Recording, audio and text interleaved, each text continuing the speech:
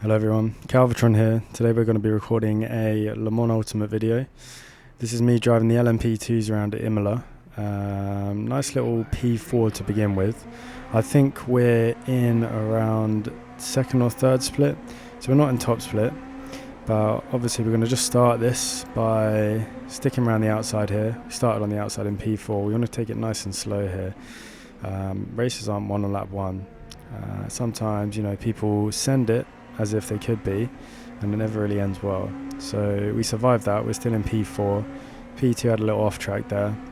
Maybe their tyres are a bit full of gunk now as P3 locks up. But we're going to come around here. As I said, we're just going to settle into this. We're going to warm up our tyres, bring everything up to temperature, and then just try and settle into this race, because I think we have a good chance of winning it. It's quite a long race and it's multi-class, so there's GT3 cars as well. I think GT3s don't like LMP2s, and LMP2s and hypercars don't like GT3s.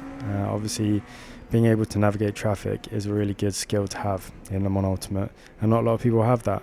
I think actually it's one of my skills, is to be able to navigate the traffic pretty well. You'll see for yourself in this video, but we're going to be coming around this chicane here. I don't really like this chicane. You've got to really crank the steering over to the left as soon as you get over that curve. That's what I found to gain some time. And then again down here, leading around this downhill section. It's another one where on lap one you just have to be really careful. You can see in the bottom right my tyres are not warm. They're still very blue. But we're slowly getting there. And as we come around to lap 2, P1's got quite the lead now. I think he's about 2 seconds ahead, so he is quite a bit quicker than us. But as I said, it's a long race and anything could happen. We're just going to make sure that we're just getting our braking zones. I don't want to be making any lockups because I don't want to flat spot my tyres. I think the vibration is a confidence killer. But we're going to hit our braking zone again and just keep a nice line. Just keep that gap down to P2. I want to keep it within about 0.6 as I am now. I think in iRacing you need about a 0.8 second gap to be in the slipstream, but I think in this game you need to be a little bit closer to really benefit. And I just want to maintain the gap. I want to settle into a nice rhythm. I don't want to be bothered too much by P5, 6 and 7 because they're all fighting behind. So as long as they're fighting, I'm going to have a bit of time to gain. But again, we're coming up to this chicane I don't really like. I want to make sure I just hit those braking markers. You see how I've slightly outbraked myself and I go over the second sausage curb. Luckily I don't get any points for that track limits, but as you can see in the top right, I'm kind of losing time from that. We're now 0.9 down to P2, so we want to make sure that we get a really good exit in this string of 2 left-handers as we then travel down the main straight. We haven't, and now we're 1.1 behind with Wired in P1, about 2.6 ahead. So we're going into lap 3 now. I'm also quite as I think here we get our first track limits. Yeah, we do. So as I was saying, I'm quite right now I'm looking at my fuel, so I've got 10.1 laps. We're 3 laps into a 21 lap race, so we've got about 18 or just under 18 laps now. So I'm thinking obviously it's going to be at least a 1 stop. I don't want to use too much fuel and have to brim it for the next time, because you can gain, so this 2.7 second gap, I could gain that if I just put 5% less fuel in.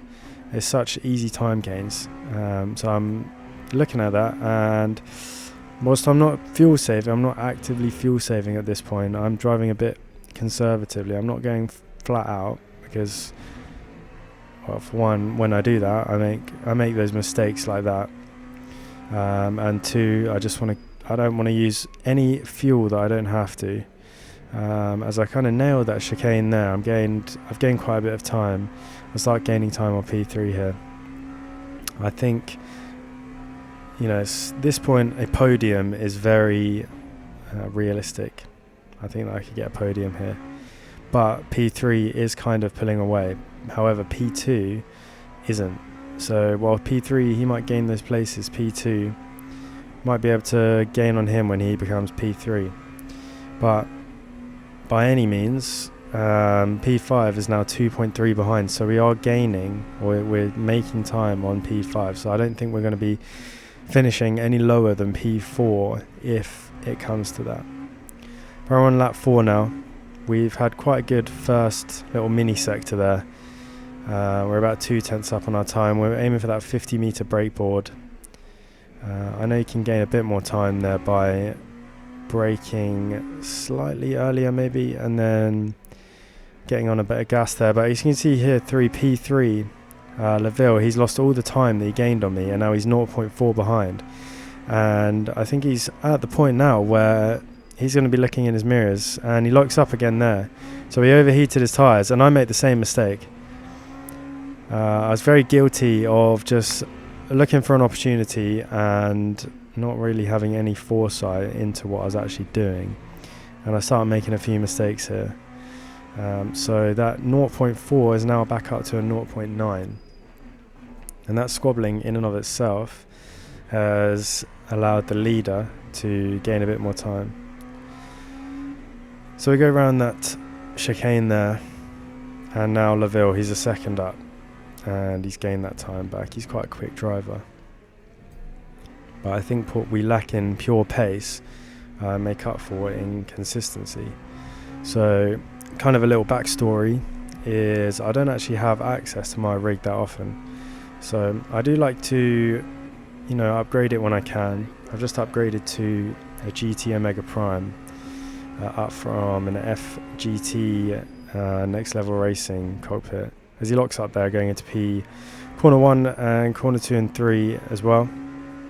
That means to me, I'm thinking his front left now. He keeps locking that up. He's going to have some wear on there. And as I give him a flash, because I want him to know, I am there. And P5 behind. We haven't been talking about, we haven't been looking at him, but he's now 0.4 behind. So he's gaining on me as well. So now I am now looking at my mirrors. I'd actually mistakenly turned off virtual mirror for quite a few races. I think from the previous video on my channel, actually, it's not on there either. I've only just turned that back on. Whether that was a good thing or not, I don't know, because obviously I can't see any rear view mirror here. Who's that? P2, Scarpellini. He flies off the track. So we're up into a podium position now. We got Richardson 0.3 behind. I gained a lot of time there. I have a very good exit from that chicane there. But obviously, because he's so close behind me now, I want to make sure he doesn't make any moves, because obviously now we're in a podium position. A lot of the time people kind of see that podium as being a race win of itself. So I don't want him to feel like he can just absolutely send it up the inside when there isn't a space for him to send it up the inside, or it's my corner. So we're just checking that. But that lap for me was invalid. I picked up a bit of points. We're going to be sending it around these first two corners again. So the last couple of laps I've seen that I've been gaining about a couple of tenths each lap, that then goes away throughout the lap. So I obviously had quite a bad first mini sector, let's say, through there earlier on in the race, which is now, I'm now gaining time. I think it's because, I've got less fuel load, my tyres are warm, and there's just quick left, right, left again, which obviously the warmer your tyres are, the closer to the optimum temperature, and the less fuel you have, the faster you're going to be through there. Well, Richardson is now 0.2 behind, and we're going to monitor this gap. We wanted to make sure that he doesn't send it, because this chicane up here, I think I was about to get to it before I was interrupted. People like to send it, and as you can see here, Richardson, he's decided he's going to send it, but I think I afford him the space there. I actually lock up my rears there, so I kind of drift into the corner, but I still give him space throughout. He's made it known that he wants to overtake me. He's now 0.1 behind me. I'm going to give him the room. He gives me a little nudge. I do think I probably could have left him a little bit more room there, but the braking had begun. maybe outbraked himself a little bit as well. But I do think that people like to send it into that chicane, because if you get up the inside, or arguably the outside, if you then outbrake the inside, whatever you do there, because we're just going to check how this corner goes. Whatever you do there, it ends up with you just forcing the other person off into the grass or into the gravel trap. Now, I don't actually like to make moves into that braking zone myself, because I just like to give a little bit more respect, I think, and I have a little rear lock up here and pick up some marbles on the outside of the track. But thankfully I'm still ahead of Richardson. I think I just lost my nerve a bit there as he gives me a flash. But going back to that overtaking zone, I think that there's no point really sending it up there. You might as well stick right on their bumper, overtake into that downhill section where you need to be very careful on your brakes or your lock up, or ultimately just wait and then just overtake in the slipstream down the straight. But Richardson, he's 0.5 behind, so he's in sending distance. Is he going to do it again? No, but I was a bit skittish there, so you can see that I didn't jump over the curb, which I should have done for the best exit. So I've had a decent exit here, but Richardson's still very much behind me, so I want to just make sure in my little car radar up there that he doesn't just send it on me, basically. And at this point I'm not thinking about fuel anymore, so at this point it is kind of just all out. I can think about fuel saving in the next stint, or towards the end of this stint a bit more, but P1 weird, he's 4.9 behind. He's 5.1 behind, so he's obviously got the pace, he's got the legs on me. So we're not too worried about winning this race at this point, we're just worried about the podium. Early on in the race, Richardson, he wasn't as quick as I thought. He's behind me now, he's on my bumper now. But I was kind of thinking, he didn't have that pace until I started making those mistakes when I was behind P2 or P3 at the time. So I'm kind of thinking I still believe in myself to have the pace over him.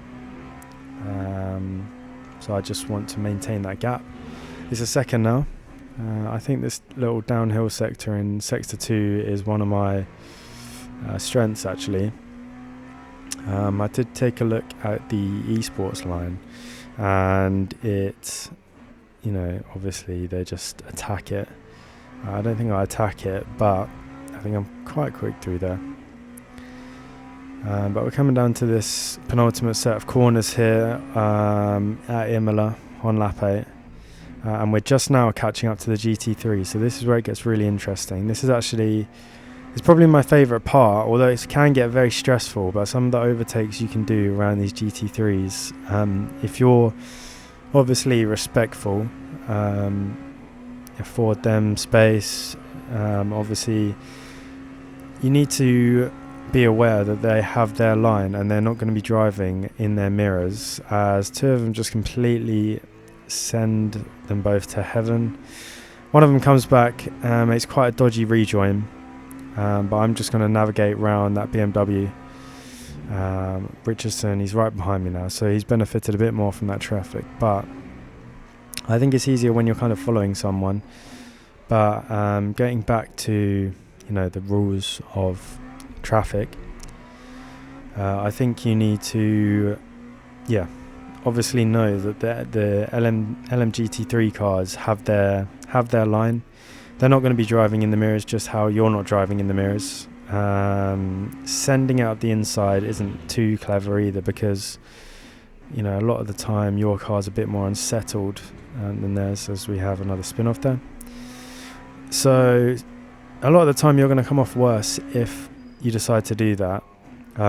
Sometimes you might lose a place behind someone you're racing with, like Richardson in this case, but you'll probably end up finishing the race, whereas you might not before. So am I going to stick with that? So here, I didn't send it. He obviously thought I was going to, so he gave me quite a bit of space on corner entry. So I didn't want to hesitate any more than I should have, because I don't want to lose him time, because they're driving their race as well. But I do want to make the overtake safely, basically. So we're going to eye up our braking zone into turn 1 and turn 2 and turn 3 and turn 4. I think it is a little bit of runoff on the right side. Here's the 50 meter braking board. I aim to get my 2 tyres on the inside, 2 tyres on the inside here, and on an exit, braking zone on that. Oh, I lock up the rears there. Very good that I didn't hit the GT3, as another GT3 nearly hits me on the outside.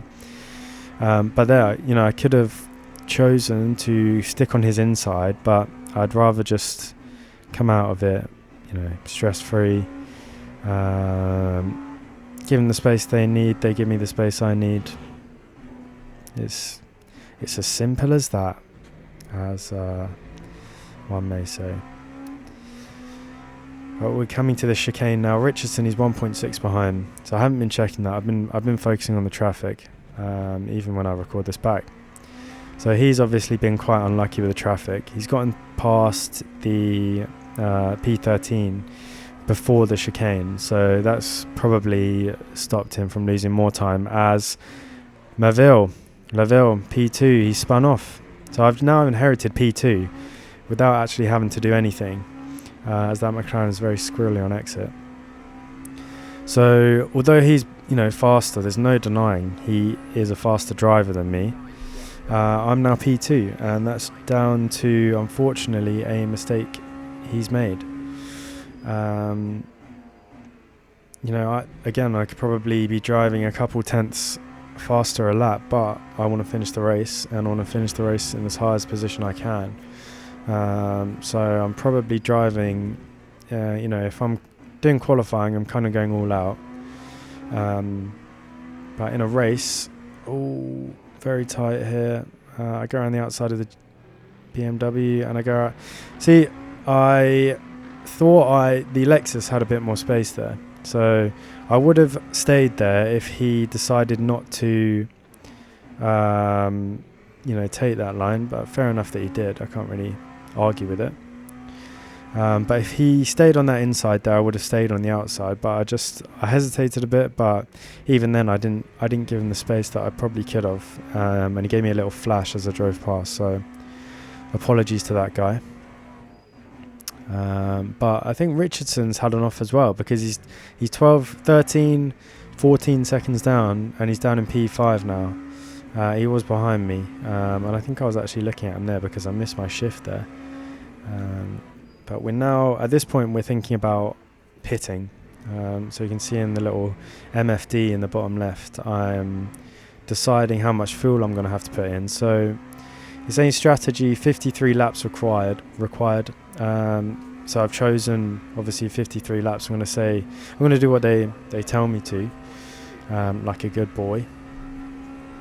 So I'm starting to think this lap, about pitting. We've got weird 3 seconds ahead. He's going to be pitting 2, I would assume, this lap, unless he's, got Verstappen-like pace and he's fuel saving on top of that. But everyone's going to be pitting this lap, and now's the time to kind of think, okay, how am I going to play this? Again here, I didn't throw it up the inside of the BMW there. I gave him the space that he deserves. But yeah, he then hesitates, and I can make that move. But that Aston there, I think that was, he shouldn't have done that, actually. He turned in a bit early. He bumped me, he gave me a flash, but I was very clearly there, past him, actually, on the inside. But it's all right.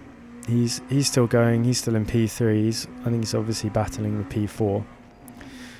But we're now going to be thinking of, pit stop strategies. So it's saying 53 laps required. I've stuck it on 53 laps. I think I made a little bit of an error that actually worked out for me, but I will describe that once we get into the pits and we start refueling. But we're going to make sure here, when we do come into pit, we brake properly, do we? Yeah. So I hadn't practiced pit entry, so I probably could have gained about a tenth there. But we're going to pull into our pit box, nice and easy pit box, first box, and we're going to refuel. We're going to let the car refuel. And I'm back. Sorry guys, obviously you can't tell in the video, but I've just done 2 races in the new unrestricted LMP2. One of them did not go very well, and unfortunately I did lose my head in that one and got very wound up, had a break, then had another race, both at Spa. LMP2, I won the second one, so that's very good. Right, so what you can see here is we're on lap 12, with lap 21 being the last one, with Richardson calling GT3s horrible, so that confirms our earlier suspicions that GT3 was wiped out. Richardson was wiped out. So we're on lap 13, we've got 8 to 9 laps left. So it's looking like there's going to be 9 laps because the lead is going to cross over lap 21. We're going to have to finish lap 21 to finish the race. We've put 9.1 laps worth of fuel in the tank, and if you'll see who's behind us, Weird. So we've gained over 5 seconds, I believe, on Weird. So he came into the pits in first place. He had the pace on me. He was so much faster, but obviously he's brimmed the tank. He's probably put about 10 laps of fuel in, so he's overfueled the car. I've underfueled the car unknowingly, and I've actually come out way better because I've got, you know, the track position now. I'm on track. I'm P1 basically. I mean, we've got Scarpolini in the pits, but we're rapidly approaching, and it's looking like we're going to overtake him. We might not, but let's see. But what I'm thinking now is I'm seeing in the bottom left it's saying fuel use is marginal. So to me that means I'm going to have to be careful my fuel, and I'm going to have to be lifting and coasting. But obviously we've got Weird 0.3 behind, and I know from before that he's the fastest person on track. There's no denying that. So we have to do basically everything we can now in our power to keep him behind. We're on colder tyres. We need to warm these tyres back up. We haven't changed them. But we need to do what we can whilst lifting and coasting and whilst saving fuel to win this race. He's 0.3 behind, so he's in slipstream range to overtake us going into turn 1 on lap 14. And let's see what he does. So there's a GT3 car behind. We're going to hit our braking zone. He keeps it nice and clean there. Corner 1, corner 2, corner 3 now. He's maintained that 0.3 gap. So either the LMP2 doesn't have the aerodynamic capability, I guess, to benefit from the slipstream that much, or he's holding back as well. But throughout the rest of this race, as you can see at the bottom, right now it's saying I've got enough fuel. So when it doesn't say fuel usage marginal or risk or whatever, it believes that you have enough fuel. So right now, although I make a mistake there, I'm thinking I can go flat out. And Weird right here, I kind of jinked to the side there that's my defensive move, I guess, to keep him behind. Maybe it was a bit late for me looking back on that actually, but we're going to basically at this point I can't fuel save, or else I'm going to get rear-ended because he's so close to me. So it's all about just maximizing the exit speed. I really want to break the toe on the main straight. That's kind of the main aim. And we're going to come around onto the main straight, onto lap 15. We've got at least 6 laps left, between 6 and 7 laps. Obviously, as the leader, we are going to be dictating how many laps are left. So if I cross the finish line, 1 second left, I have to do another lap. But if I cross it 1 second later, obviously, don't have to do another lap. So it's all dependent on how lucky we get with these timings. As we give the GT3 a flash, obviously we have Weird behind us. We need to be very mindful of that, but also provide the respect the GT3s need. And right there I think we had made a little bit of a mistake, and the GT3 went back up the inside. So we're, to my surprise, at the time of this race, we're actually holding the gap pretty well. Here, I think, in real life maybe the LMP2 wouldn't have done that, but he left me the space to make that move, and we had ultimately has come off a bit worse off because he's now 1.4 behind. And now's a good time for me to try and do some fuel saving. I don't know if I actually do, but we can have a look at that, find out if I do,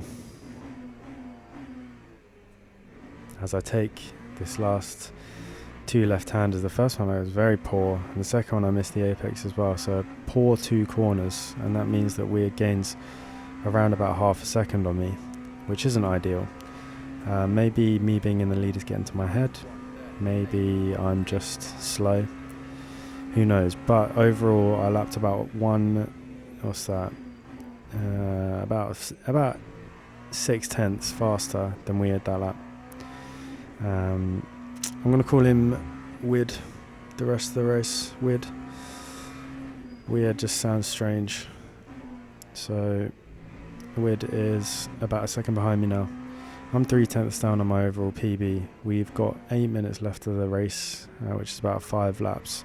So right now, as the driver on LMU, I'm thinking, okay, this is very possible now for me to win based on my lucky, but 400 IQ pit stop. I don't know whether we'd got caught up by, like, I don't know, a back marker or something. As I make another mistake there, I'm going to lose about 3/10 that I could have very easily not lost, as the rears lock up there. So watching back, Wid is in my head, kind of. He's living rent free, and I want to do what I can to keep the lead. At this point, I'm thinking I'm not going to win this race. I truly was believing I wasn't going to. Whether that's true or not at this point, we'll have to see. But we're coming now to lap 17, so 4 laps left. Heading down the main straight. Imola is it's a bit of a hot and cold track for me. I don't know whether I like it that much. As Wid, I think he completely misjudges his braking zone there, but he rear ends me and he gives me medium rear end damage, so I've lost quite a lot of rear downforce now. Off the back of that, we can think he's lost quite a lot of front downforce, so I'm going to be a bit oversteery now and lose that rear downforce, and he's going to be a bit understeery with that loss of front downforce. So at the time I believed he was making a kind of a half-assed attempt, but after the race he actually did apologise, I do remember, and he said it was a complete accident and he just misjudged his braking zone, and that happens, and I've obviously done the same, and it's very annoying when it happens to you, but it's just something you have to try and get over in the point of the race. I'd be lying if I said there's times where I've lost my head and crashed or whatever, but for the most part in sim racing you have to give each other respect, everything like that. But going back to Imola is it's a good track. It's a good track. I don't like it on we're on the F1 game. I like it on iRacing. I've raced in the F4 cars at iRacing, but going back to what I said earlier, so many people, they chuck it up the inside in that chicane, and obviously iRacing, the netcode on top of the damage model, if you just bang wheels, especially in an open wheeler, you're just getting sent flying, and I don't think it's very, I don't think whoever's doing that is looking into having much foresight into what they're doing. But obviously at the moment I'm not on iRacing, I'm on LMU. I don't really plan on going back to iRacing for a couple of reasons. One, the netcode; two, the tyre model, which actually LMU did kind of adopt for about a month. I made a video quite a while ago The GC3 tyre models, it went from like really planted to iRacing, where if you overheat the tyres at all or drive over the limit or even on the limit, the tyres would just absolutely give up on you, which I didn't like. And I don't like that on iRacing. I've raced against Oscar Piastri, I've raced and against Leonardo Fornaroli. He's an F2 driver. He's looking pretty promising. But my subscription isn't active, and it hasn't been active. And it's pretty pricey. I've just bought the LMU season pass, the new one, for ELMS, European Le Mans. But basically with my simulator, I can only go on it every month or so. I said earlier, I've upgraded it. I enjoy upgrading it. It's like a hobby, I guess, because I can't afford to go real car racing. But I enjoy upgrading it. I enjoy using it, but I can only use it maybe once a month. So I'm definitely a bit rustier at the races you're watching now from when I've been at home and had a free weekend to do some sim racing. So I'm definitely rusty on pace. I think my kind of fundamentals there, like my braking is good. My throttle could be a bit better, but if you look at my braking, I'm fairly good at trail braking, and smooth inputs, I suppose.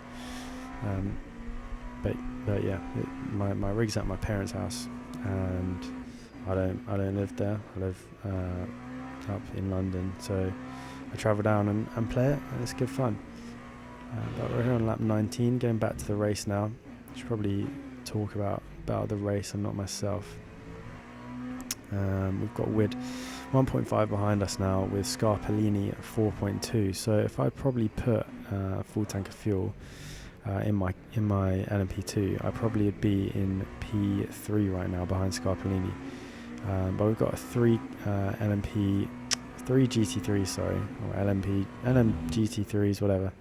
That move from me was a bit disrespectful maybe, but I ultimately, at this point, what I said earlier, in the time, you have what you believe is correct to do throughout, like provide space, don't lunge up the inside, don't, on bus stop chicane and on Spa, don't just sling it around the inside or whatever and punt the GT3 off. But that move could have been a bit better from me.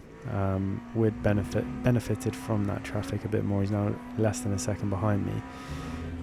But I was thinking, actually, why isn't he overtaking me? Has he been making mistakes? Is that front damage really hindering his race? Because before we pitted, he was, a lot faster than me. He was in P1 off on his own, and now he's got me behind. I don't know if he's annoyed, or you don't know what's going on with the driver behind you, but we have to just play the cards we're dealt. And we've got 2 minutes left, and right now this is, I think at this point I can remember I was thinking, oh, he's right behind me now, and I was hoping he didn't lunge up the inside, but you can see that took quite a bit of track on the right there before moving over to my braking marker, because that is like the biggest pet peeve with Imola. I don't think I actually spoke on the whole track, but it's a good track. It's very, like, I don't know, is it technical? I suppose it is technical. You have to know what you're doing, especially that downwards right hander, followed by the right hand that goes uphill before the chicane. That is, on the F1 games, that was very difficult. I remember that being very difficult, and that was when I learned about diff, and diff position or whatever, I don't know, opening the diff up a bit more, because I think for me, when you're off throttle or decelerating, I struggle quite a bit with the rear stepping out and looping round, which I think is how Max Verstappen likes to drive. So probably that's the opposite. I am the opposite of that. So obviously I can't compare myself to a real life racing driver, especially Max Verstappen. But that kind of taught me about that. And obviously these are all fixed setup. But if I'm on, I don't know, Seto Corsa, or even this game. I know now to bump that diff up if the rear's kind of wanting to loop out on me in slow speed corners, which is all very boring, but you know, I assume no one's watching this, but kind of the reason behind watching these videos or making these videos is just to practice speaking for long periods of time, uninterrupted, without ums and ahs, and just to, I don't know, build a bit of confidence maybe, who knows. But I hope you guys enjoyed watching this. If anyone did, we're going to come around the last two corners now. Unless Weird makes a crazy dive bomb, it's going to be me and P1. I'm actually going to win this race starting from P4. It's cut out there, so unfortunately you probably won't be able to see the end, or if I put it back in then you will. But thanks very much for watching. I really appreciate it. I'm going to make some more videos, I think, at some point. I've got some more. I've got a win in the LMP3 Silverstone that I did today, and I just missed that LMP2 unrestricted win actually, but I'm really enjoying that LMP2 naturally aspirated, all that, or if it does have a turbo, you can't, it's not, well, not a hybrid car, so really good fun. But hope you guys enjoyed. If you got to the end, subscribe and let me know if you did or not get to the end. Thanks very much. Bye bye.